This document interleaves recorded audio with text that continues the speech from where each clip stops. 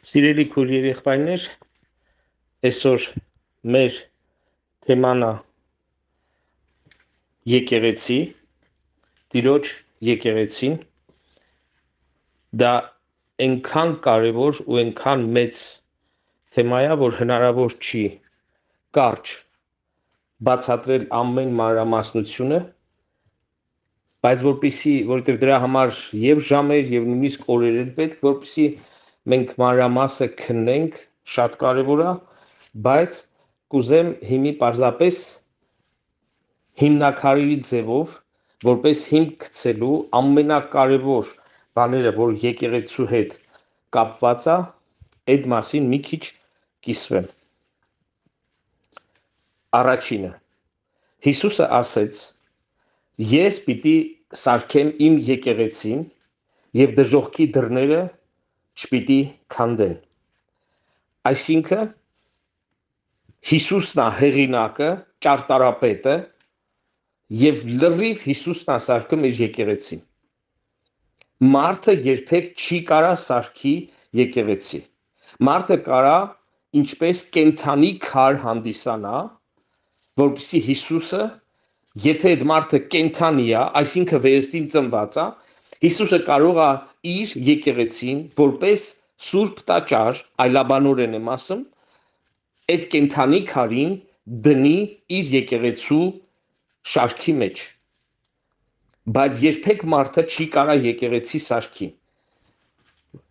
Ես հովիվ եմ, բայց ես երբեք չեմ սարքել, չեմ կարող եւ չեմ ձգտում սարքել, որովհետեւ ես ընդունակ չեմ։ Եկեղեցու հեղինակը, ճարտարապետը, Տերը, սարքողը ինքը Հիսուսն է, որովհետեւ եկեղեցին դա Քրիստոսի մարմինն է։ Դա քարե ձեռակեր տաճար չի։ Դա Քրիստոսի մարմինն է, որի գլուխը Հիսուսն է։ Մենք մարմնի տարբեր մասնիկները, տարբեր անդամներն ենք։ Եվ այդ պատճառով մեզանից միայն մի բան է պետք, որ մենք մնանք Քրիստոսի մեջ, Քրիստոսի արդարության ու սրբության մեջ, Քրիստոսի հետ կենթանի հաղորդակցության մեջ, այսինքն գլխի հետ անընդհատ կենթանի կապի հաղորդակցության մեջ լինենք, որպեսզի մենք մնանք Քրիստոսի մարմնի մեջ։ Ուզում եմ շեշտեմ, որ Քրիստոսի մարմնի մեջ պրոտեզ անդամներ չկան։ Այդ մենք կարող ունենանք գցած ատամ,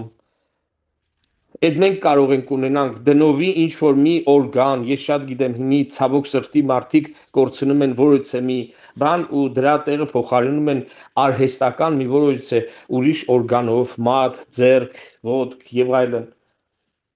Բայց Քրիստոսի մարմնի մեջ բոլոր անդամները պիտի լինեն կենթանի եւ այդ դրա համար նույնիսկ քարերի օրինակի մեջ գրված է, որ մենք կենթանի քարերի նման պիտի սարքվենք Տիրոջը տաճար։ Այսինքն Քրիստոսը մարմնի գլուխն է, եկեղեցին նրա մարմինն է։ Հենց եկեղեցի բառը նշանակում է հավաքույթ, բառացի ձևով եկեղեցի բառը նշանակում է հավաքույթ։ Հունարեն բնագրից ժողովվել, հավաքվել, դա նշանակում է եկեղեցի։ Բայց այսօր մենք գիտենք աշխարհի մեջ եւ այսօր եւ պատմության ընթացքում տարբեր ժողովներ, տարբեր հավաքույթներ են եղել։ Միթե ամեն ժողով կարելի է անվանել եկեղեցի։ Հիսուսը պարզ տվեց ձևակերպումը իր եկեղեցու, որտեղ երկուսը կամ երեքը մեկտեղ հավաքվեն իմ անունովս, այնտեղ ես եմ։ Քույրեր եղբայրներ, նույնիսկ երբ որ գրված է, որ ամեն անհատի համար մարդը մտնի իր ծածուկ սենյակը, այնտեղ գրված է, որ քո հայրը, որ ծածուկում է, այսինքն դու չգիտես որտեղ է, բայց նա լսում է քեզ եւ հայտնապես տալիս է։ Իսկ եկեղեցու հարցում չի գրած ծածուկումն է, գրված է 2-3 հոգի որտեղ հավաքվեն, ես այնտեղ եմ։ Այսինքն կոնկրետ Տերը իր հասցեն, եթե կարելի է ասել, այսպես գրում է, որ եթե եկեղեցին հավաքվում է 2-3 հոգի, ես այնտեղ եմ։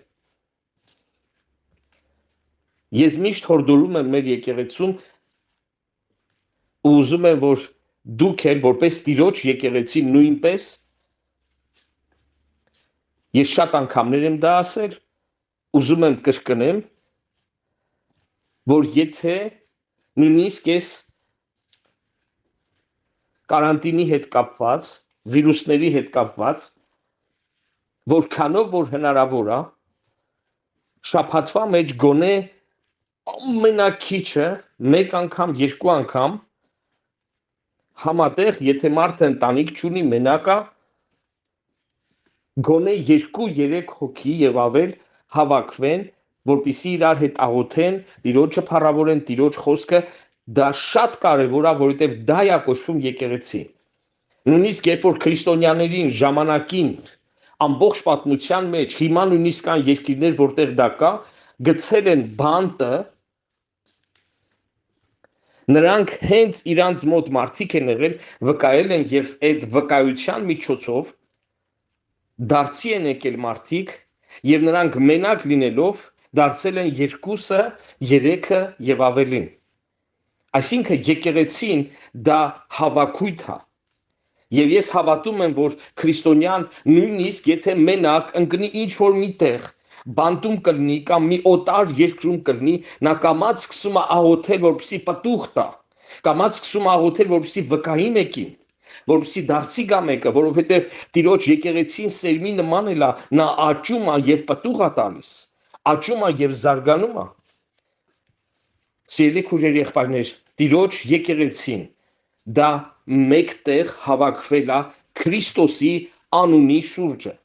Ամեն հավաքույթ չի, որ Տիրոջը եկեղեցի կարելի անվանել, որովհետև հայտնության մեջ նույնիսկ Տերն ասում է, որ նրանք ասում են, որ մենք հրեաներ ենք, բայց նրանք սատանայի ժողովք են։ Այսինքն, եթե միակ պատճառը հավաքույթի դա լինի տանը, աղոթքատունը կամ տաճարը կամ ինչ որ մի մարդ, մի ինչ որ փող, ես իմ հաղորդակցություն կամ բան, բայց չլինի Հիսուսի անունը, դա եկեղեցի չի կարելի անվանել, որովհետև նրանք ովքեր հավաքվում են եւ նրանց հավաքող, ձգող ուժը դա Քրիստոսն է, դա Տերն է, նրա անունն է, նոր դա եկեղեցի կարելի անվանել, սիրելի քույրեր եղբայրներ։ Եվ այսպես, սիրելի քույրեր եղբայրներ, Հիսուսը իր եկեղեցու հեղինակն ու ճարտարապետն է։ Հիսուսը իր եկեղեցու գլուխն է։ Եկեղեցին Քրիստոսի մարմինն է։ Եվ մարմնի մեջ տարբեր անդամներ կան, եւ կապ չունի այդ անդամները որտեղ են հավաքվում, աղոթքատանն են հավաքվում։ Մենք 3 քաղաքներում էլ, Սալավատում, Էլեուզում, Կումերտաում ունենք եկեղեցու, ասենց ասած, աղոթքատներ։ Բայց երբեք չի եղել դա մեր հավաքման հիմքը, որովհետև նույնիսկ ունենալով աղոթքատներ, մենք հավաքվել ենք տներում, որովհետև շատ ժողովուրդ հավաքվելը դա չի նշանակում, որ դա եկեղեցի է։ Միշտ Հիսուսը հենց չասավ 100 հոգի, 200 հոգի իմ անունով հավաքվի, ուրեմն ես ընտեղ եմ, ասավ 2 կամ 3 հոգի որ հավաքվեն, ես ընտեղ եմ։ Ինձ համար դա շատ կարևոր է, որ եկեղեցին դա 2-3 եւ ավելի մարդիկ են, որոնք հավաքվում են եւ իրենց միաբանողը Հիսուսն է, որ Հիսուսի անվան պատճառով կարելի է ներել մեկս մեկուս, կարող ենք ծառայել մեկս մեկուս, կարող ենք հորդորել մեկս մեկուս, օգնել մեկս մեկուս եւ այդ ամեն ինչը անենք ոչ թե մեր փառքի, մեր պատվի համար, այլ Հիսուսի անվան համար։ Մենք Քրիստոսի մեջ ենք, Քրիստոսի մարմնի անդամ ենք, քանի դեռ մենք Քրիստոսի հետ որպես գլուխ, եկեղեցու գլուխ Հիսուս, մենք էլ որպես մարմնի անդամ կապի մեջ ենք։ Երբ որ մարդը մի քիչ տխուր օրինակ բերեմ, երբ որ մարդը ինսուլտ է ունենում, ինսուլտը նշանակում է ուղեղի որևէ մի մասում արունատար անոթը պայթում է եւ այդ ուղեղի այդ մասը արյան մատակարարումը վատանում է եւ այդ ուղեղի այդ մասը որ պատասխանատու էր մարմնի որևէ անդամների հետ, սկսում է այդ մարմնի անդամների հետ խնդրեմ լինել։ Ձերքն է սկսում կամ շարժվել կամ շատ վատ շարժվել, բերանը, երեսը, ոտքը, մի խոսքով ուղեղի հետ կապը կամ վատանում է կամ կտրվում է ցավոք սրտի։ Այն քրիստոնյաները, որոնք պարզապես սովորություն ունեն եկեղեցի գնալ, բայց իրանց անձնական հաղորդակցությունը չունեն Տիրոջ հետ, եկեղեցի էլ որ գնում են, իրանց տանում է սովորությունը, այլ ոչ թե Հիսուսի անունը, որ Հիսուսին ծառայեն, Հիսուսի համար ինչ որ բան անեն։ Գիտեք, մենք պետքա ներենք Հիսուսի պատճառով։ Մենք պետքա սիրենք Հիսուսի պատճառով։ Մենք պետքա ծառայենք, իրար բարություն անենք Հիսուսի պատճառով։ Հիսուսը պետք է լինի մեր գլուխը, մենք ինչ որ անում ենք, պետք է անենք ոչ թե որ դա մենք ուզում ենք կամ չենք ուզում, այլ նրա խաթեր պետք է մենք անենք։ Գիտեք, ծնողները իրանց երեխեքի հետ պատճառով իր երեխեքի խաթեր շատ մեծ զոհաբերությունների են գնում։ Նույնիսկ աշխատում են իրենց առողջության հաշվին, քուն ու գիշեր կորցնեն, որ երեխեն լավ հագուստ ունենա, նորմալ դպրոց գնա, կերակուր ունենա, ուրախանա, ծնունդ անի եւ բան, նույնիսկ ծնողները զրկում են իրենց շատ բաների, որպեսզի իրենց երեխեքի համար ինչ-որ բան։ Գիտեք դա ինչի են անում, որտեղ սիրում են իրենց երեխեքին։ Բայց այսօր ցավոք սրտի մարդ ասում է, ես հավատում եմ Հիսուսին, բայց չի կարողանում Հիսուսի համար, Հիսուսի անվան համար ներել։ Ներել դա չի նշանակում ինչ որ վատ բան մոռանալ։ Ներել դա նշանակում է այդ մարդու չարը չցանկանալ։ Երբ որ լսում ես, որ այդ մարդուն մի վնաս ա եղել, դու չարախնդիկ չես լինում, այսինքն չարությամբ չես ուրախանում, այլ լավ եղավ քեզ այտենց պետք էր։ Եթե ձևի մտքեր ու սիրտ կա, դա նշանակում է այդ մարդը Հիսուսի որպես գլուխ կապը կորցրել է։ Հիսուսը հայտնության մեջ ասում է, որպեսի ետ ապաշխարի, եթե չապաշխարես պիտի փսխեմ։ Ու ասում է եկեղեցուն, քույրեր եղբայրներ, հարցը նրա մեջ է, քանի դեռ մենք Քրիստոսի մեջ ենք, մենք ապահով ենք սատանայից, անեծքից եւ բոլոր բաներից, բայց եթե մենք անընդհատ մեղք ենք գործում Հիսուսին, սենց ուղիղ ասած Հիսուսին սրտխառնոց ենք պատճառում, եւ դա մի անգամից չի, այլ շարունակ երկար ժամանակ։ Հուդա 3 տարուց ավել Հիսուսի հետ քայլեց, Հիսուսի ավետարանը քարոզեց, նույնիսկ նա հրաշքներ ու ծառայություններ արա, որովհետեւ մենք ոչ մի տեղ չենք կարդում, որ Հուդայի մոտ չէր ստացվում են ինչ որ մյուս աշակերտների մոտ, բայց նա գող մնաց, նա չթողեց այդ մեղքը, իսկ մեղքը երբ որ հղիանում է, այսինքն երկար ժամանակ մարդը գիտակցաբար, ուզում եմ շեշտեմ, գիտակցաբար այդ մեղքի մեջ մնում է, կարող է մեղքը թողնել, բայց չի թողնում։ Գալիս է մի պահ, որ իրա բաժակը լցվում է, սահմանն ասնում է եւ գրված է, որ այլևս զոհ չի մնում, որպեսի նրա մեղքերը ներվի։ Եվ գրված է, որ սատանան մտավ Հուդայի մեջ։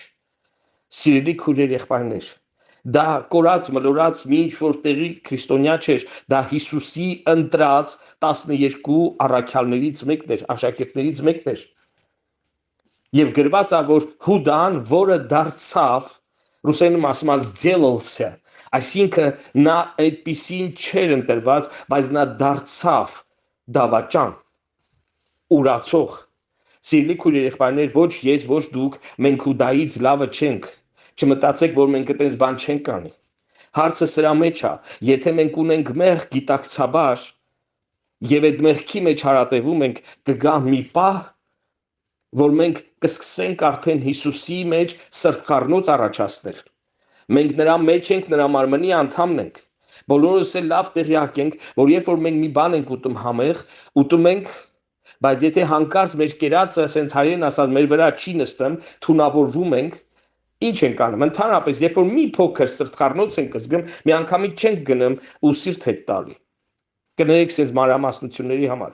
Մեկը հանքային ջուրախմը, մեկը սոդա ջուրախմը, մեկը մածունաուտը, մեկը ինչ որ բան ենք անում, որպեսզի մեր կերածը այնտեղ մնա, որովհետև շատ տհաճ տեսարան է սիրտ հետ տալը։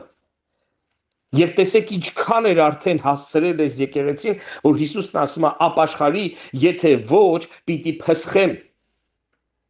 Այսինքն նա դեռ Քրիստոսի մեջ էր, բայց եկել է ժամանակը, որ եթե ինքը չապաշխարեր, պիտի Քրիստոսից դուրս մնար, փսխվեր, դուրս մնար Քրիստոսից։ Ասում է, եթե եկեղեցուն էլ չի ուզում լսի,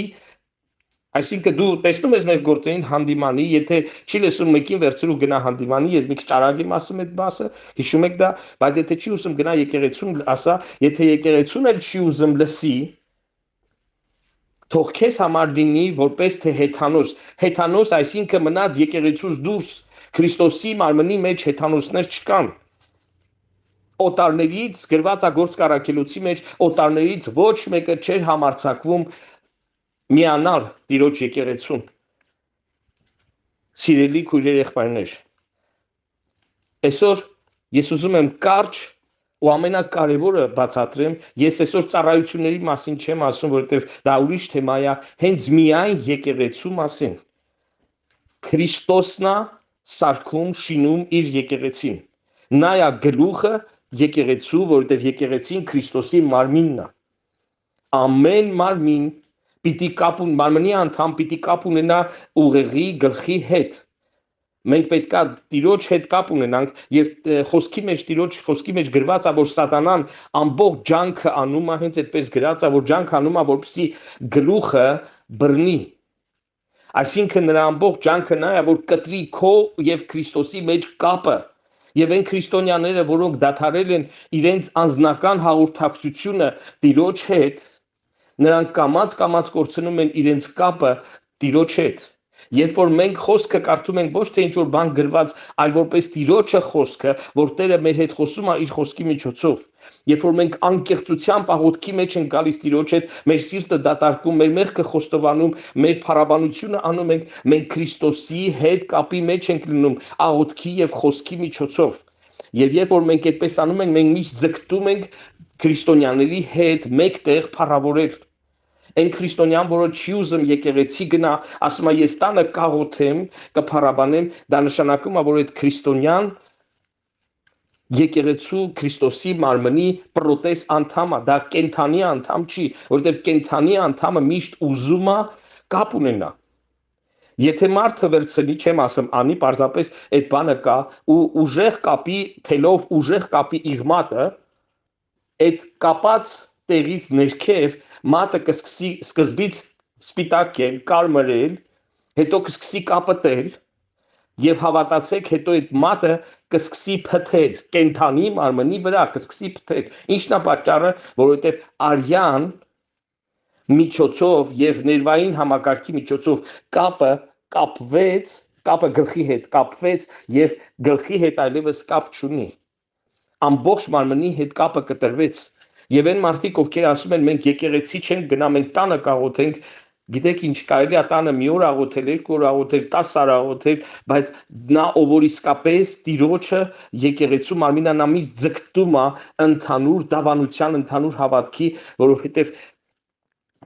մենք Քրիստոսի մարմնի անդամներ ենք։ Մի կարևոր բան էլ ասեմ։ Քրիստոսը որպես գլուխ լինելով գրված է Ավետարանի մեջ, որ նա որպես գլուխ լինելով տվեց իր եկեղեցուն առաքյալներ, մարգարեներ, ավետարանիչներ, հովիվներ, ուսուցիչներ, մի խոսքով տարբեր պարգևներ տվեց։ Եվ այն եկեղեցին, որը որ չունի ծառայողներ, ասեմ որ առաքյալները եւ հովիվները դա հովչական ծառայություն է։ Եվ այն ծառայությունները, որ չկան, եթե եկեղեցու մեջ չկա, Պողոս առաքյալը նույնիսկ Տիմոթեոսին ուղարկում էր, որտեղ տեղեր կար, որ ինքը մտել էր կարճ ժամանակով քարոզել էր, մարդիկ դարձի էին եկել եւ այդ եկեղեցիները սպասավորներ չունեին, ծառայողներ չունեին, Տիմոթեոսին ասում էր, որ նա քաղաք առ քաղաք շրջի եւ այդ քաղաքների մեջ սպասավորներ, երեցներ, սարկավագներ, եպիսկոպոսներ ձեռնադրի, ինչն էր պատճառը, որպիսի Տիրոջից դրված ծառայողները փոխանցեն Տիրոջը խոսքը, Տիրոջ ուսուցումը, Տիրոջը օծությունը եւ այլն Տիրոջից փոխանցեն իր եկեղեցին։ Ուզում եմ շեշտեմ, Տիրոջ խոսքի մեջ գրված է, որ դա ինքը անձամբ Հիսուսը, որպես Տեր, Փրկիչ եւ եկեղեցու գլուխ, ինքն է դնում այդ ծառայողներին։ Եվ գրված է, որ հովիվներին լսեն, ով որ չի ուզում հովիվին լսի, դա հովիվի պրոբլեմը չի։ Շատերը հենց գիտեն, որ հովիվին չեն լսի, հովիվին զանց կանեն, դա հովիվի պրոբլեմն է, թող հովիվը հետևիցս ման գա, թող հովիվը ինձ գրի, թող հովիվը ինձ օգնի, ինքը ոնց ուզում անեցել անի,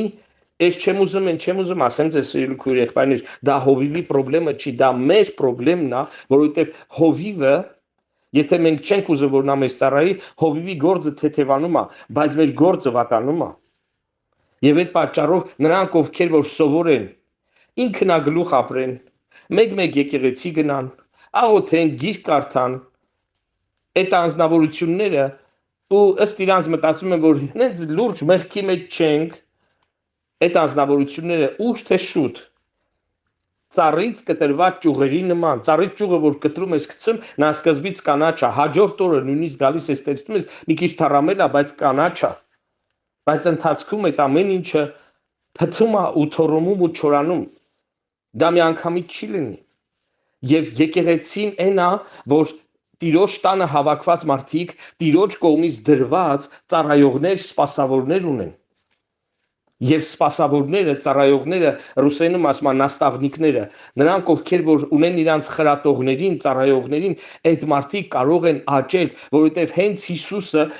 Եփեսացիս 4-րդ գլխի մեջ ագրած Հիսուսը ծառայողներին դրել է, որպեսզի մենք բոլորս կարողանանք հասնենք հավատքի միաբանությանը եւ բոլորս կարողանանք հասնենք Քրիստոսի կատարյալ հասակին։ Եկեղեցու ամբողջ նպատակը Եկեղեցու ամբողջ նպատակը երկրի վրա սա է, որպեսզի մենք Հիսուսի ավետարանը քարոզենք, Հիսուսի ավետարանը տարածենք։ Ուրիշ նպատակ չունի եկեղեցին, մենք Քրիստոսի վկաներն ենք։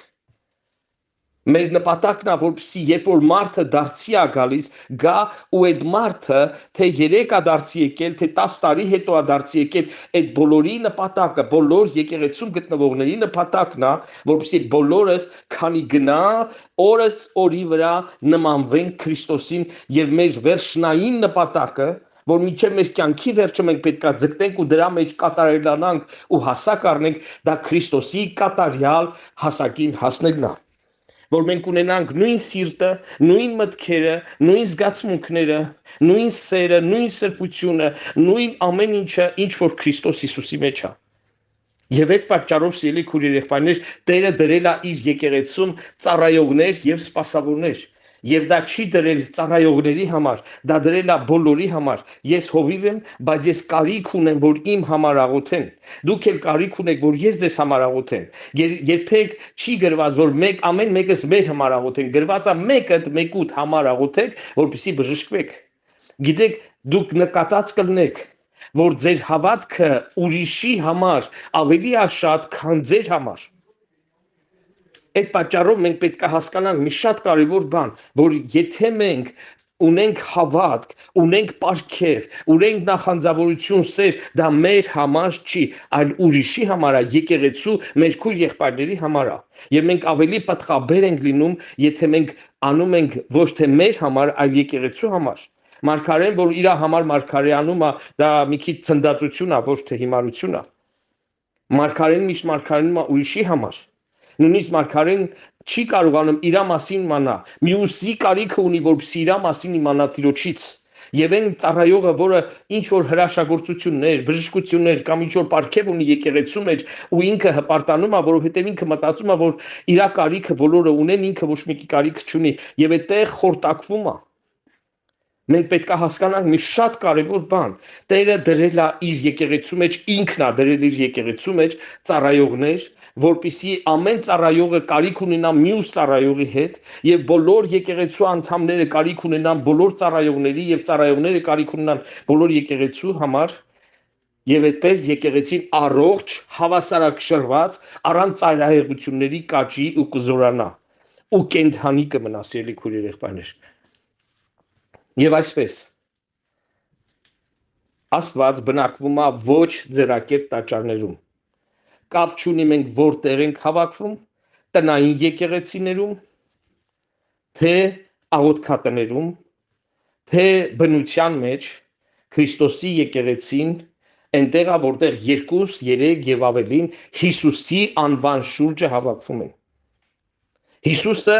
մարմնի գլուխն է եւ եկեղեցին Քրիստոսի մարմինն է եւ եկեղեցին պետքա անընդհատ կապի ու հաղորդակցության ու լսելու պասլուշանիա լսելու մեջ լինի, որ մենք լսենք ու հնազանդության մեջ լինենք մեր գլխի հետ։ Այն մարմնի անդամը, որ գլխի հետ հնազանդության մեջ չի, դա հիվանդություն է կոչվում։ Երբ որ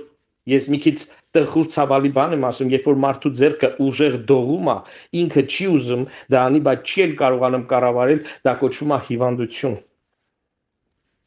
Ձեր մոտ երևի եղել է, երբ որ քնած եք եղնում, ձեր թևը գլխի տակ եք դրածնում ու սխմած եք ելնում թևի արունատար անոթները, ու հետո վեր եք գնում, ուզում եք թևը շարժեք, չեք կարողանում շարժեք, որովհետև այդ արունատար անոթները համակարգը գլխի հետ կորցրել է իր բանը ու թևը չի կարողանում աշխատել։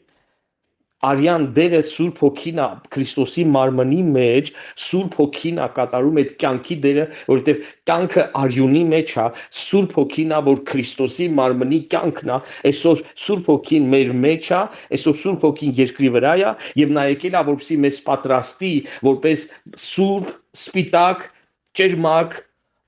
մաքուր, պատրաստ հարս եկեղեցի Քրիստոսի համար։ Այդ պատճառով սիրելի քույրեր եղբայրներ, մենք պետք է հասկանանք, որ Հիսուսը Սուրբ Հոգու պարգևներ ա տվել եկեղեցում, ծառայություններ, եւ եկեղեցին ծառայությունների կարիք ունի, եւ ամեն մեկս մի ծառայություն ունենք։ Ես չեմ հավատում, որ որից մեկը չունի ծառայություն։ Ամեն մեկը մանուկները փոքր ժամանակ հնազանդվում են իրանց ծնողներին, հետո մեծանում են ու մտնում են իրանց պրոֆեսիայի, իրանց կարողության մեջ։ Նույն ձևի ամեն, եթե նորահավատա իհարկե որոշ ժամանակ քրիստոնյան լսելու հնազանդվելու դիրքում է, բայց քանի գնում է նա սկսում է ճաշակել իր ծառայությունը, ինչ որ իր ձեռքը կարող է անի Տիրոջ տանը ու անում է, դա պայման չի, որ միայն բեմի վրա լինի, քարոզի երգի նվագի կամ ինչ որ հայտնի ծառայություն, մեկը կարող է լուրջ աղոթքների պատերազմի մեջ լինի, օգնի աղոթքների մեջ եւ այլն, մի խոսքով Քրիստոսը ինքը իր եկեղեցու համար ծառայողներ ա դրել, որպեսզի եկեղեցին ծառայողների միջոցով, խոսքի միջոցով, Սուրբ Հոգու միջոցով հասունանա, կատարելանա Քրիստոսի կատարյալ հասակին հասնի։ Տերը օրհնի ձեզ սիրելի քույրեր եղբայրներ, ես փորձեցի մոտ 30 րոպեվա ընթացքում բացատրեմ այն ինչ որ ժամերի օրերի բանա, բայց այն որքանով որ հիմա հիշում եմ ամենակարևոր բաների մասին կիսվեցի։ Տերը օրհնի ձեզ, Տիրոջ խոսքի մեջ, Տիրոջ հետ հաղորդակցության մեջ հաստատեղեք։ Տերը օրհնի